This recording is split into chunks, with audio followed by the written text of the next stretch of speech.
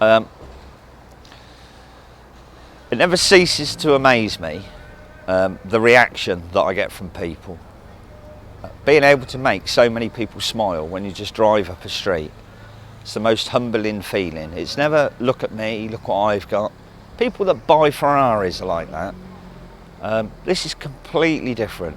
Yeah, it's very obscure, but because you don't know the people, they're all strangers. Just being able to make them smile, I'm proud to be able to do that just for a minute. When you're on the motorways, you're just constantly filmed. It's a bit ironic, really. You talk about road safety. You would be amazed at how many driver-only vehicles have filmed me going up motorways. And it is constant. You just look out the side window, they're leaning across, they're still driving. I can't be responsible for everybody else. They shouldn't perhaps be doing that. I've had cars go ahead of me to stop on motorways, stopped on the hard shoulder, all hung out the window to film me coming along. For a safety point, they shouldn't do it, but you know what? They had fun, and nobody was hurt, and that's important. Planning to build anything else? Forgot that one. I did, okay. Okay,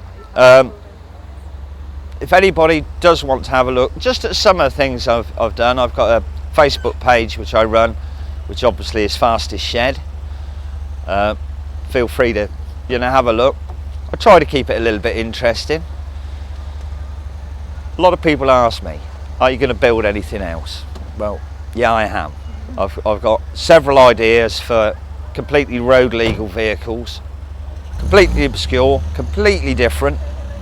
I have just started my next build, which hopefully it will all work out. I'm building a miniature version of this purely for racing.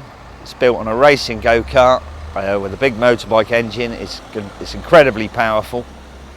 Hopefully it won't kill me. But again, it's going to be fun because it's just going to look so wrong.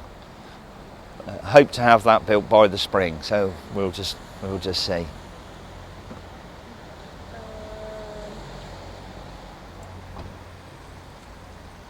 What else?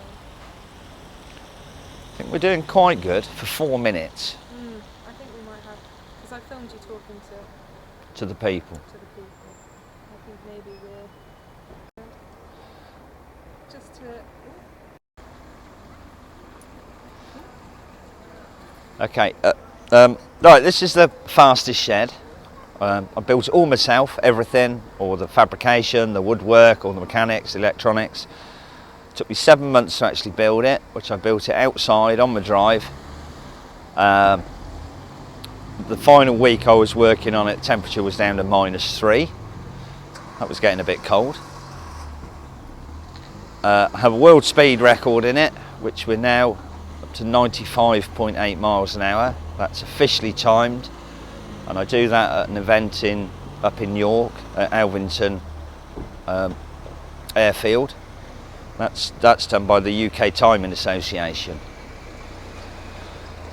As far as I'm aware, it's the completely only fully approved road legal shed in the world. Who'd have thought?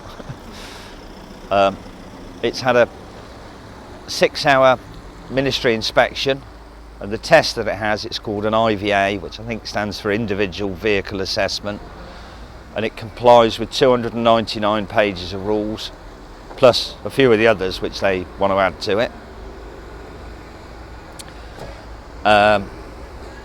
So far, it's been on the road now nearly 2 years. So far I've covered 14,000 miles in it. I do use it. It's quite often seen on the motorways. Fun. To everybody else, a motorway is just a route to get their heap of bones from point A to point B.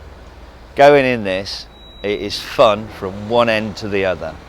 You're constantly filmed, and it's rewarding. You make so many other people smile.